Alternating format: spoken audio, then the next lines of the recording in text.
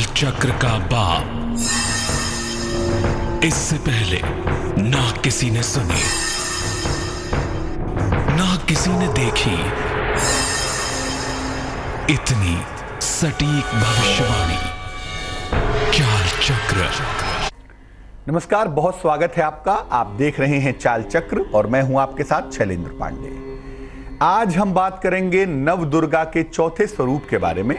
हालांकि जैसा हम जानते हैं कि आज दिन तो पांचवा है, लेकिन बात करेंगे चौथे स्वरूप के बारे में, क्योंकि प्रतिपदा तिथि की वृद्धि हो जाने की वजह से एक दिन मामला आगे खिसकता चला जा रहा है। तो आज चाल चक्र में किन खास बिंदुओं पर बात करेंगे, किन खास विषयों पर बात करेंगे, चलिए बताते हैं चाल चक्र में आज क्या खास है।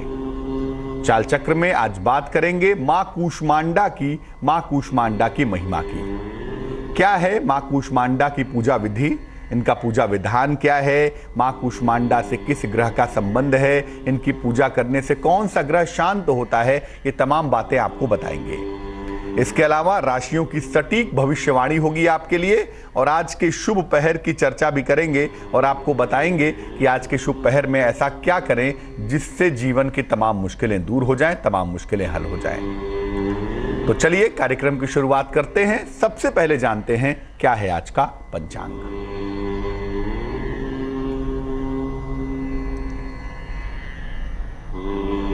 आज तिथि है आश्विन शुक्ल चतुर्थी। आज की तिथि है आश्विन शुक्ल चतुर्थी।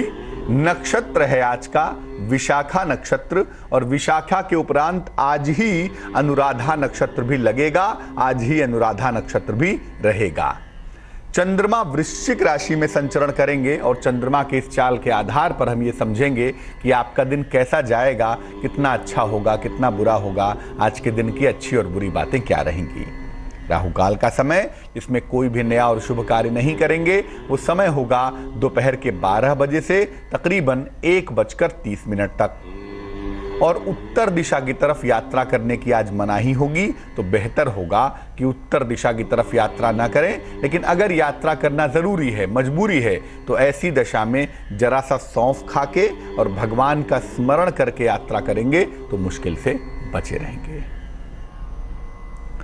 सबसे पहले जानते हैं कि कूष्मांडा देवी आखिर कौन है और कूष्मांडा देवी की आखिर महिमा क्या है। देखिए, नवरात्रि के चतुर्थी तिथि को मां कूष्मांडा की पूजा की जाती है।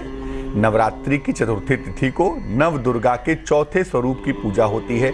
और जैसा कि हम बता दें आपको कि हम अंग्रेजी कैलेंडर से नहीं चलते, हम हिंदू पंचांग के हिसाब से चलते हैं, और उसमें तिथियां महत्वपूर्ण होती हैं, तिथियां इंपॉर्टेंट होती हैं। इसीलिए नवरात्रि की चतुर्थी तिथि को नव दुर्गा के चौथे स्वरूप की पूजा की जाती है। अपनी हल्की हंसी के द्वारा ब्रह्मांड को उत्पन्न करने की वजह से इनका नाम कूष्मांडा पड़ा। कूष्म अंड, जो हल्की हंसी से अंड अर्थात ब्रह्मांड को पैदा करें, वो कूष्मांडा है। बिग बैंग की थ्योरी भी यही कहती है कि एक क्षण पहले कुछ नहीं था और अगले क्षण सब हो गया। तो ये बात यहाँ भी कही जा सकती है कि माँ कूष्मांडा ने चूंकि ब्रह्मांड को उत्पन्न किया था, इसीलिए इनका एक नाम कूष्मांडा हो गया। नवरात्रि चक्रों की साधना पर भी निर्भर करती है। नवरात्रि में चक्रों की साधना भी की जाती है, और मां कूष्मांडा का संबंध होता है अनाहत चक्र से।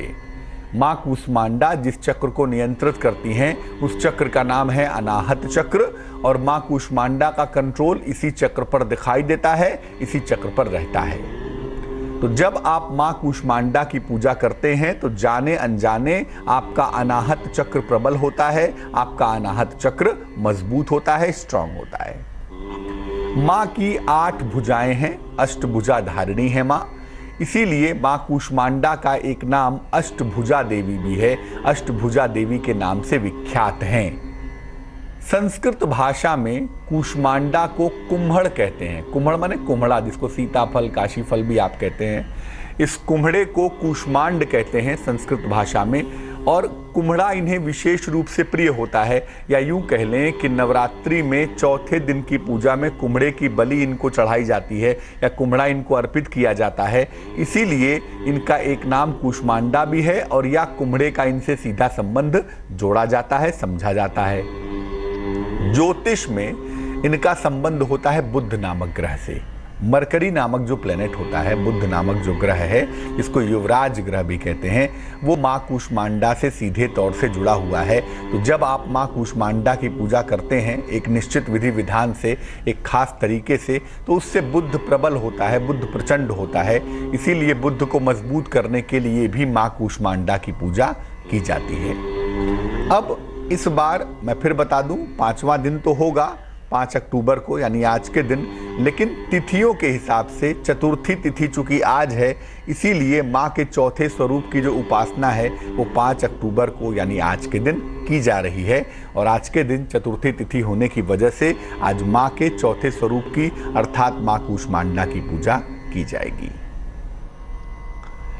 माँ कूष्मांडा की पूजा विधि क्या है और इनकी पूजा से लाभ क्या हैं, ये जानना भी बेहद आवश्यक है, बेहद ज़रूरी है कि इनकी पूजा विधि क्या है। आज हम सब कैसे माँ कूष्मांडा की पूजा करेंगे और उससे हमें किस तरह के लाभ होंगे।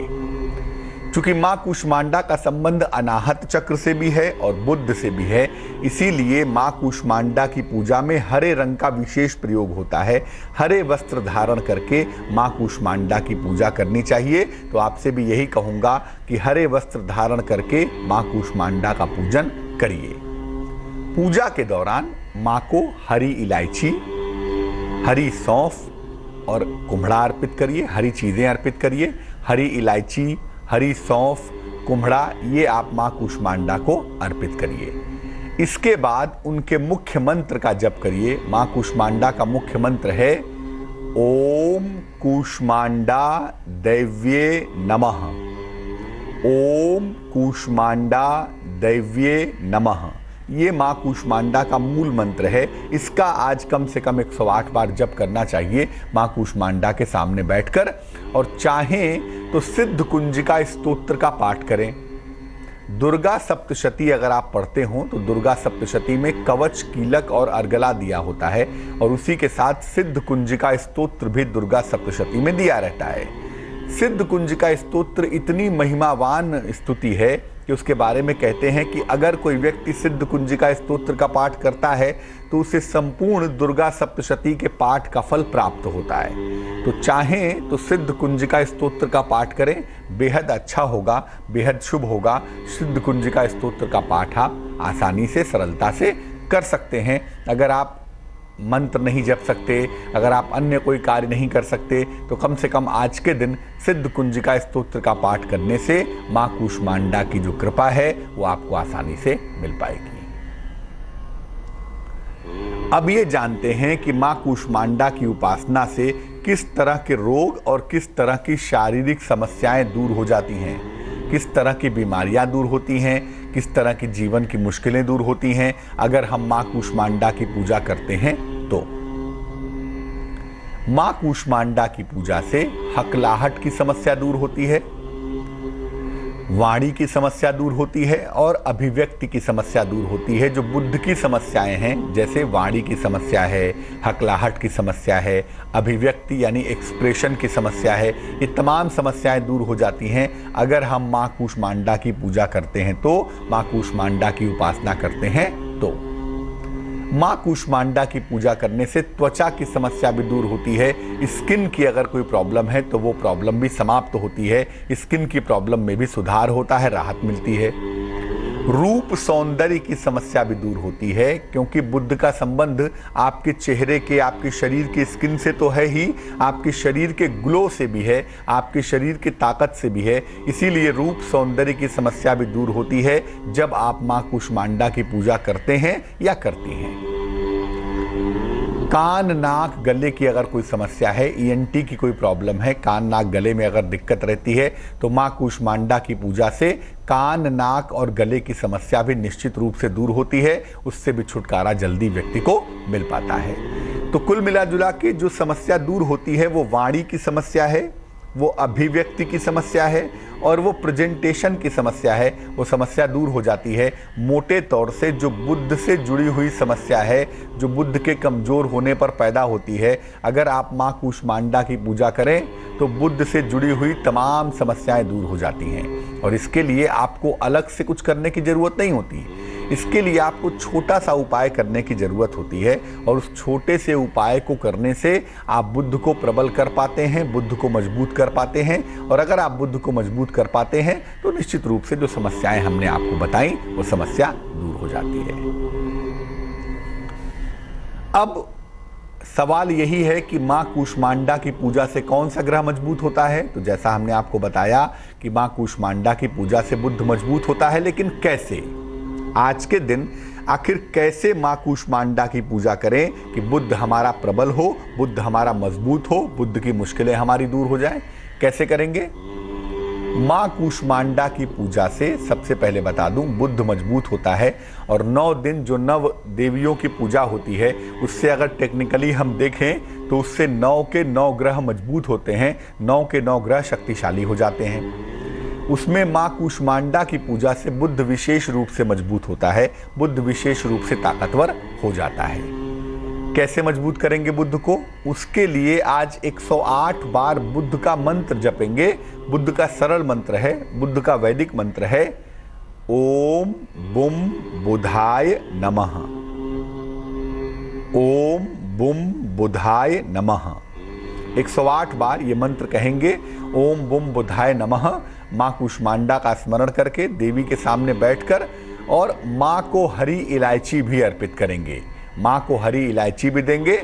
अगर आप हरी इलायची मां को अर्पित करें और उसके बाद बुद्ध के मंत्र का जप करें तो आपकी बुद्ध संबंधी तमाम समस्याएं दूर हो जाएंगी। चाहे वो बुद्धि की समस्या हो, चाहे वो त्वचा की समस्या हो, चाहे वो कान नाक गले की समस्या हो, चाहे वो वाणी की समस्या हो, हकलाहट की समस्या हो, या बुद्ध मारक हो, या बुद्ध किसी और तरह से दिक्कत दे रहा हो, बुद्ध कैसी भी समस्या दे रहा हो, बुद्ध की तमाम समस्याएं दूर हो जाएंगी, बशर्ते कि आप आज के दिन मां कूष्मांडा के सामने बैठकर बुद्ध के मंत्र का जप करें। कम से कम 108 बार करें, ओम बुम बुधाय नमः। और करना चाहें और करें, लेकिन जितना आप करेंगे उतना ही ज्यादा बेहतर होगा, उतना ही ज्यादा अच्छा होगा। नवरात्रि में हर दिन देवी का एक विशेष प्रसाद होता है, देवी का एक विशेष भोग होता है। आज का विशेष प्रसाद क्या है? आज आप मां कूष्मांडा को क्या प्रसाद अर्पित करेंगे? आज का विशिष्ट प्रसाद क्या होगा? आज के दिन मां को मालपुए का भोग लगाया जाता है। नवरात्रि के चौथे दिन मां कूष्मांडा की पूजा होती है और मां कूष्मांडा की पूजा में मां को आज मालपुए का भोग लगाया जाता है। इसके बाद उसको किसी ब्राह्मण या निर्धन को दान कर दिया जाता है। स्वयं भी ग्रहण करते हैं प्रसाद के रूप में, अगर व्रत नहीं है, अगर उपवास नहीं है तो स्वयं भी प्रसाद के रूप में ग्रहण करते हैं।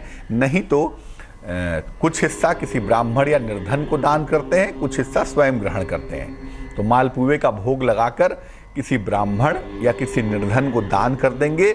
इससे बुद्धि का विकास तो होगा ही होगा, बुद्धि का विकास होने के साथ साथ निर्णय की क्षमता भी अच्छी हो जाएगी।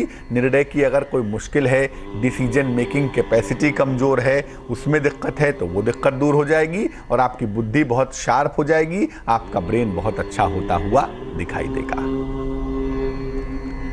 तो आज का दिन मां कूष्मांडा का दिन है। मैं फिर से दोहरा दूं कि आज 5वां दिन तो है, लेकिन चतुर्थी तिथि होने की वजह से आज मां के चौथे स्वरूप मां कूष्मांडा की पूजा देश दुनिया में हो रही है।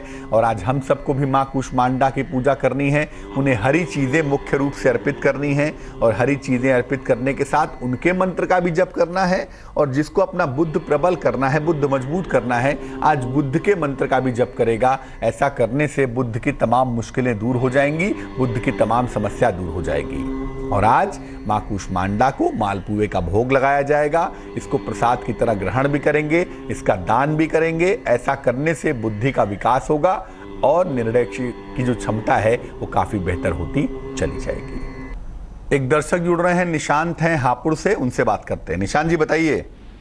जी सर, मुझे अपने भैया के बारे में जानना है, छोटे भैया के। डेट ऑफ बर्थ बताइए उनकी। पढ़ाई में मन नहीं लगता है। जन्म की तारीख बताइए। 21 नवंबर 2002। समय 6:45। कितने बज के? 6:45 सुबह। कहाँ पे जन्म हुआ है? हापुड़ में। अभी क्या दिक्कत आ रही है? सर वो मतलब 2-3 सब्जेक्ट में अभी भी फेल है। अभी वो 8th क्लास में पढ़ रहा है और कितना भी उसके टाइम लगा लें उसके ऊपर, लेकिन वो मतलब कि पास ही नहीं हो पाता है। देखिए, एक तो बच्चा अभी छोटा है, अभी हम ये नहीं कह सकते कि बहुत बड़ा हो गया है इसलिए बहुत चिंता की जाए। कुंडली जो इसकी बनती है वो वृश्चिक लग्न की बनती है, राशि बनती है वृषभ राशि। जो एजुकेशन, शिक्षा का मूल प्लेनेट है इस कुंडली में, जिसका नाम बृहस्पति है, वो काफ़ी मजबूत है। तो ऐसा लगता है कि शिक्षा की स्थिति आने वाले वक्त में ठीक रहने वाली है, शिक्षा की दशा ठीक रहने वाली है, उसमें कोई चिंता की आवश्यकता नहीं है। लेकिन हाँ, थोड़ा वक्त तो लगेगा। इस कुंडली में जो इम्प्रूवमेंट हम देख सकते हैं वो इम्प्रूवमेंट हम ज्योतिष के लिहाज से देख पाएंगे 2018 से। अभी राहु में राहु की दशा चल रही है और राहु में भटकाव हो जाना, मन का चंचल हो जाना बड़ा स्वाभाविक है। 2018 में राहु समाप्त होगा। 2018 के अप्रैल के बाद से राहु में गुरु की दशा आएगी, तो कुछ हद तक इसमें इम्प्रूवमेंट होता हुआ दिखाई देगा। कुछ हद तक शिक्षा की स्थिति में सुधार जरूर होगा। और अमूमन ऐसे बच्चे टेक्निकल फील्ड में जाते हैं, तकनीकी क्षेत्र में जाते हैं, तो ये बच्चा भी टेक्निकल फील्ड में ही नौकरी करेगा, तकनीकी क्षेत्र में नौकरी करेगा, ऐसी संभावना दिखाई दे रही है। लेकिन वर्तमान में राहु के आ जाने की वजह से थोड़ा भटकाव बना हुआ है और परिश्रम करने पर भी इसको परिणाम नहीं मिल रहे हैं, या कहीं ना कहीं मन इसका चंचल दिखाई दे रहा है। लेकिन आने वाला वक्त इसका अच्छा है, करियर में अच्छी सफलता प्राप्त करेगा, अच्छी उन्नति करेगा, उसमें चिंता की कोई आवश्यकता नहीं दिखाई देती। 2 काम करने की आवश्यकता है यहाँ पर। सबसे पहले इस बच्चे को गले में अभी से एक मोती हम पहनाएंगे, एक 8-10 रत्ती की मोती चांदी के लॉकेट में लाल धागे में इसको गले में पहना देंगे सोमवार की रात को। एक मोती इसको गले में सोमवार की रात को अगर पहना दिया जाए तो उससे इसको लाभ होगा। और दूसरा काम किया जाए, अगर ये बच्चा खुद करे तो बहुत अच्छा, वरना इसके माता पिता में से कोई भी एक व्यक्ति इसके लिए सुबह और शाम दोनों समय गायत्री मंत्र का जप करे। 108 बार सवेरे, 108 बार शाम को इस बच्चे की उन्नति के लिए प्रार्थना करे, तो मुझे लगता है इसके जीवन में सुधार अवश्य होगा। वक्त हो चला है एक छोटे से ब्रेक का। ब्रेक के बाद आएंगे तो किन विषयों पर, किन बिंदुओं पर बात करेंगे, चलिए आपको बताते हैं। ब्रेक के बाद आएंगे तो बात करेंगे राशियों की क्या होगी सटीक भविष्यवाणी, कैसे आप अपने दिन को बेहतर बनाएंगे, आज का शुभ पहर क्या होगा और शुभ पहर का खास उपाय क्या होगा, ये तमाम बातें आपको बताएंगे एक छोटे से ब्रेक के बाद। आपका ब्रेक के बाद आप देख रहे हैं चाल चक्र। ब्रेक पर जाने के पहले मां कूष्मांडा की हमने बात की, मां कूष्मांडा की महिमा की बात की। अब हम किन बिंदुओं पर बात करने वाले हैं, क्या जानने वाले हैं, चलिए आपको बताते हैं। अब हम बात करने वाले हैं आज आपका दिन कैसा जाने वाला है, आपकी राशियों की सटीक भविष्यवाणी क्या रहने वाली है, कैसे आप अपने दिन को बेहतर बनाएंगे, आज का शुभ पहर क्या होगा और शुभ पहर के खास उपाय क्या होंगे। नवरात्रि का सटीक समय चल रहा है, ऐसे में शुभ पहर में क्या करें खास उपाय जिससे जीवन की मुश्किलें दूर हो जाएं। तो ये तमाम चर्चाएं करेंगे आपके साथ, लेकिन शुरुआत सबसे पहले आपके राशियों की सटीक भविष्यवाणी से बात सबसे पहले मेष राशि के साथ। मेष राशि, खान पान का बहुत ख्याल रखें, खान पान के मामले में लापरवाही ना करें। किसी भी तरह का वाद विवाद हो सकता है, वाद विवाद से आज बचाव करें। संतान पक्ष से हालांकि सुख मिलता हुआ दिखाई देता है, संतान पक्ष के साथ तालमेल आज अच्छा दिख रहा है, वहां से चीजें बेहतर रहेंगी। शुभ रंग लाल होगा और भाग्य होगा तकरीबन 45%। वृष राशि, वाहन का सुख मिलता हुआ दिखाई दे रहा है, नौकरी में परिवर्तन के योग बने हुए हैं, परिवार में प्रसन्नता आने की संभावना भी दिखाई दे रही है, परिवार में खुशहाली रहेगी, परिवार में आनंद रहेगा। शुभ रंग धानी होगा और भाग्य होगा 78%। मिथुन राशि, अविवाहित हैं तो विवाह तय होने का योग बना हुआ है, प्रेम संबंधों में सफलता मिलती हुई आपको दिखाई दे रही है, किसी प्रिय मित्र से आपकी मुलाकात होगी, दिन थोड़ा बेहतर होगा, थोड़े आनंद की मुद्रा में रहेंगे। शुभ रंग जिसका इस्तेमाल करेंगे वो होगा गुलाबी और भाग्य होगा 65%। कर्क राशि, आर्थिक मजबूती आती हुई दिखाई दे रही है। सेहत आपकी अच्छी रहेगी, स्वास्थ्य आपका बेहतर रहेगा। संपत्ति का लाभ आपको हो सकता है, गेन ऑफ प्रॉपर्टी की संभावना भी बनी हुई है। शुभ रंग जिसका इस्तेमाल करेंगे वो होगा आसमानी और भाग्य होगा 87%। सिंह राशि, विदेश यात्रा के योग बने हुए हैं। अगर कहीं पर धन रुका हुआ है, फंसा हुआ है, तो रुका हुआ धन आपको प्राप्त होगा। शिक्षा के मामलों में, प्रतियोगिता के मामलों में आपको सफलता मिलेगी। कोई कंपटीशन दे रहे हैं, कंपटीशन देने वाले हैं, तो उस मामले में भी आपको लाभ होता हुआ दिखाई देगा। शुभ रंग लाल रहेगा और भाग्य होगा 73%। कन्या राशि, धन के अपव्यय से बचाव करें। अगर कहीं पर काम रुका हुआ है, फंसा हुआ है, तो रुका हुआ काम आपका पूरा होगा। कर्ज का लेन देन बिल्कुल ना करें। शुभ रंग जिसका इस्तेमाल करेंगे वो होगा नारंगी और भाग्य होगा 49%।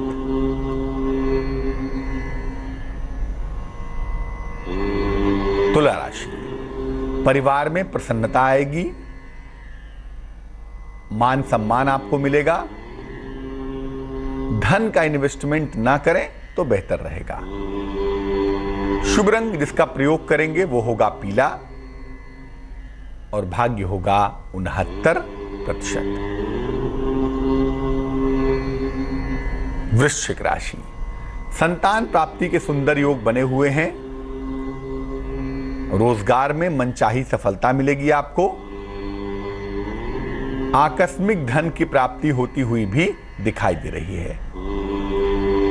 शुभ रंग जिसका प्रयोग करेंगे वो होगा सफेद और भाग्य होगा तकरीबन 54%। धनु राशि, नौकरी में सुधार के और परिवर्तन के संकेत दिखाई दे रहे हैं। वाणी पर नियंत्रण बनाए रखें तो बहुत अच्छा होगा। जीवन साथी के स्वास्थ्य पर ध्यान देना नितांत आवश्यक है, बहुत जरूरी है इस समय। शुभ रंग हरा है और भाग्य है 88%। मकर राशि, पिता से लाभ होता हुआ दिख रहा है। अगर कहीं पर धन रुका हुआ है, फंसा हुआ है, तो रुका हुआ धन आपको प्राप्त होगा। यात्रा को टाल दें तो बेहतर रहेगा। शुभ रंग हल्का पीला और भाग्य होगा 72%। कुंभ राशि, नौकरी में परिवर्तन फिलहाल ना करें। हड्डियों की समस्या से बचाव करें। किसी अतिथि का आगमन होता हुआ भी दिखाई दे रहा है, दिख पा रहा है। शुभ रंग जिसका इस्तेमाल करेंगे वो होगा गुलाबी और भाग्य होगा 81%। मीन राशि, रोजगार में सफलता के संकेत बने हुए हैं। नया काम इस समय शुरू कर सकते हैं। उपहार का लाभ मिलता हुआ भी आपको दिखाई दे रहा है। शुभ रंग जिसका इस्तेमाल करेंगे वो होगा आसमानी और भाग्य होगा 74%। एक दर्शक जुड़ रही हैं हमारे साथ कोलकाता से, उनसे बात करते हैं। बताइए। प्रणाम पंडित जी। नमस्कार पंडित जी, मैं अपने बेटे के बारे में जानना चाहती थी। डेट ऑफ बर्थ क्या है उनकी? 25 नवंबर 2009। समय बताइए। शाम को 4:20। कहाँ पे जन्म हुआ है? जी, लुधियाना। पूछिए सवाल क्या है? जी, वो मतलब हद से ज्यादा चंचल है और उसकी ना तबीयत ठीक नहीं रहता। तभी मतलब उसकी गले में जो खांसी की बीमारी है और घुटनों से नीचे का जो दर्द है। डॉक्टर्स बोलते कोई खास बीमारी नहीं है, वो दवाई दे देते हैं और बस। और पढ़ाई में तो वो ध्यान देता ही नहीं है, हद से ज्यादा चंचल है वो। कुंडली बनती है इसकी मेष लग्न की, राशि जो बनती है इसकी वो बनती है कुंभ राशि। कुंडली के लग्न का स्वामी जो स्वास्थ्य के लिए जिम्मेदार होता है वो नीच का है चौथे खाने में, हालांकि बृहस्पति से एस्पेक्टेड है, इस लिहाज से स्वास्थ्य में थोड़ी बहुत दिक्कतें तो रहेंगी, बट कुल मिलाजुला के स्वास्थ्य इसका ठीक बना रहेगा। कोई ऐसी बड़ी भयंकर समस्या हो जाएगी ऐसा कुंडली नहीं कह रही है, पहली बात।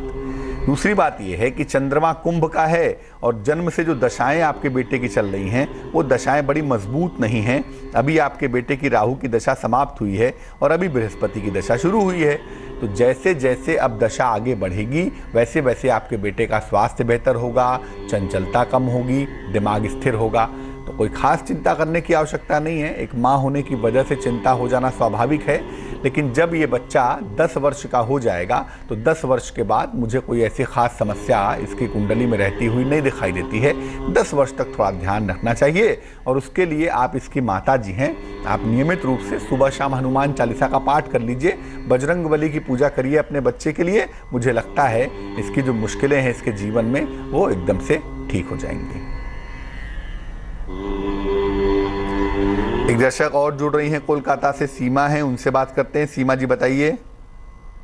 हाँ नमस्ते पंडित जी। जी नमस्कार जी, मैम अपने हस्बैंड के बारे में पूछना चाहती हूँ। डेट ऑफ बर्थ क्या है आपके हस्बैंड की? उनका डेट ऑफ बर्थ है 3/5/1982।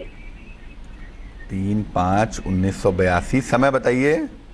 3:42 AM। कहाँ पे जन्म हुआ है? जी बिहार में। बिहार में कहाँ? छपरा जिला। पूछे क्या सवाल है? जी उनके मतलब करियर के बारे में, ये कोलकाता में कपड़े लाइन में ब्रोकर का काम करते हैं, कुछ खास चल नहीं रहा है, एक वही है, फिर आर्थिक स्थिति थोड़ा सा खराब है। बस मतलब उनका ग्रह कुंडली ये सब ठीक ठाक है, लेकिन क्या प्रॉब्लम है जो मतलब कि उनका इस लाइन में मतलब काम हो नहीं पाता है। आपके पति की जो कुंडली हमारे पास बनती है ये बनती है मीन लग्न की और आपके पति की राशि बनती है सिंह राशि। कुंडली में जो करियर का सबसे महत्वपूर्ण ग्रह है उसका नाम चंद्रमा है, छठे खाने में बैठा हुआ है, तो करनी तो नौकरी ही पड़ेगी। नौकरी की स्थितियों से ही इनको लाभ हो सकता है, लेकिन ये है कि अभी फरवरी 2017 के बाद, अगले साल के फरवरी के बाद से इस कुंडली में करियर में बदलाव होगा और जो कपड़े की लाइन में काम करते हैं उसी लाइन में इनको विशेष सफलता मिलेगी, लेकिन ये सफलता मिलेगी अगले साल के फरवरी के उपरांत। दूसरी बात ये है कि ये काम तो इनका अच्छा होगा ही, इसमें कोई दो राय नहीं है, लेकिन स्वास्थ्य का जरा सा ध्यान रखेंगे, कोई फेफड़े में छाती में दिक्कत ना हो उसका ध्यान रखें, और अगर पेट में कोई दिक्कत हो तो उसका ध्यान रखें। तो छाती, फेफड़े और पेट का ध्यान रखेंगे आने वाले समय में, लेकिन जो काम है वो अच्छा हो जाएगा। जो आर्थिक स्थिति है, जो जीवन की बेहतर स्थिति है, वो अगले साल के फरवरी के बाद आती हुई दिखाई दे रही है। तो चिंता की कोई आवश्यकता नहीं है, चिंता बिल्कुल न करें, लेकिन इस कुंडली को मजबूत करने के लिए 2 उपाय करने चाहिए जिससे जिंदगी थोड़ी बेहतर हो जाए। एक तो सुबह शाम दोनों समय नमः शिवाय का जप करना चाहिए। सुबह 108 बार, शाम को 108 बार, दोनों समय अगर नमः शिवाय का जप किया जाए तो उससे लाभ ज़रूर होगा, वो करवाना चाहिए। और दूसरा ये करना चाहिए कि इनको एक मोती पहना देनी चाहिए, एक 12-14 रत्ती की मोती, चांदी में, सीधे हाथ की छोटी उंगली में, सोमवार की रात को अगर मोती धारण करवाया जाए तो मुझे लगता है इनकी मुश्किल हल होनी शुरू हो जाएगी। तो हमने आज बात की माँ कूष्मांडा की और ये समझा कि माँ कूष्मांडा की कृपा से जीवन की कौन कौन सी मुश्किलें दूर होती हैं और कैसे माँ कूष्मांडा की पूजा करके, उनकी कृपा प्राप्त करके हम अपने बुद्ध को प्रबल कर सकते हैं, अपने बुद्ध को मजबूत कर सकते हैं। चलिए जान लेते हैं क्या है आज का शुभ पहर।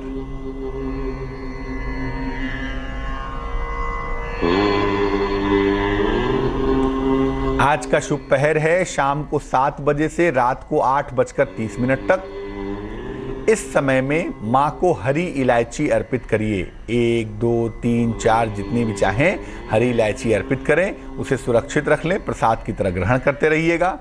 ऐसा करने से आपके बुद्ध संबंधी तमाम समस्याएं दूर होंगी। अगर कुंडली में बुद्ध खराब है या बुद्ध में कोई गड़बड़ी है तो वो तमाम मुश्किलें दूर होनी शुरू हो जाएंगी। लेकिन ये उपाय करेंगे शुभ पहर में ही, और शुभ पहर का समय होगा शाम को 7 बजे से रात को 8:30 तक।